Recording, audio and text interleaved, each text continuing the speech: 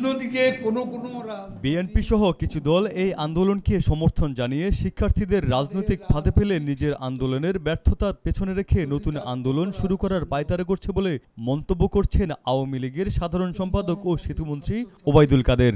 BNP এদের মুক্তিযুদ্ধের প্রতি কোনো প্রকার সম্মান বোধ নেই,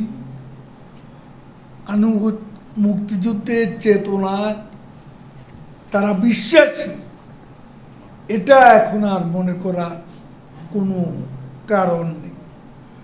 মুক্তিযোদ্ধাদের কোটা সমর্থন না করা তার মানে তারা এতদিন মুক্তিযুদ্ধের বিরুদ্ধেই ছিল।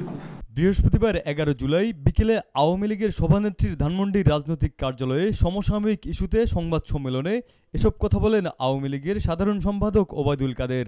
আন্দোলনকারীরা অনেকটা জনজীবনকে জিম্মি করে আইনি পন্থা না হেঁটে দেশের সর্বোচ্চ আদালতের বিরুদ্ধে শক্তি প্রদর্শন করছে।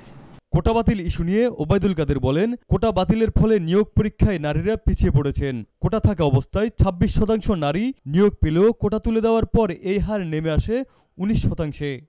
পাবলিক সার্ভিস কমিশনের বিদ্যমান পদ্ধতিতে মেধা নিয়োগ হওয়ার কথা শতকরা 44%, কিন্তু বিভিন্ন কোটায় উপযুক্ত প্রার্থী না থাকায় শতকরা 66.2% মেধাভিত্তিক নিয়োগ প্রদান করা হচ্ছে। এ সময় তিনি আরও বলেন, মুক্তিযোদ্ধা কোটা নিয়ে যে তথ্য দেওয়া হচ্ছে তা অবাস্তব। কোটা বাতিলে সবচেয়ে ক্ষতিগ্রস্ত হয়েছে দেশের ক্ষুদ্র নৃগোষ্ঠীর প্রার্থীরা। বৈষম্য নিরসনের জন্য কোটা প্রয়োজন।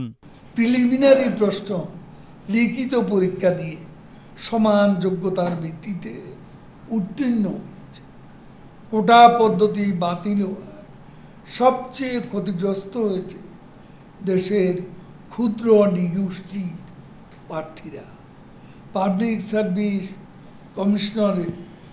কমিশনের কোনো বিসিএস পরীক্ষায় ক্ষুদ্র নৃগোষ্ঠীর একজন প্রার্থীও নিয়োগ লাগবে সুযোগ পায়নি।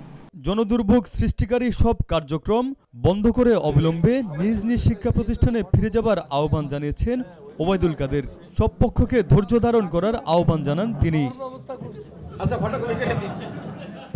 ডেস্ক রিপোর্ট, ভোরের পাতা।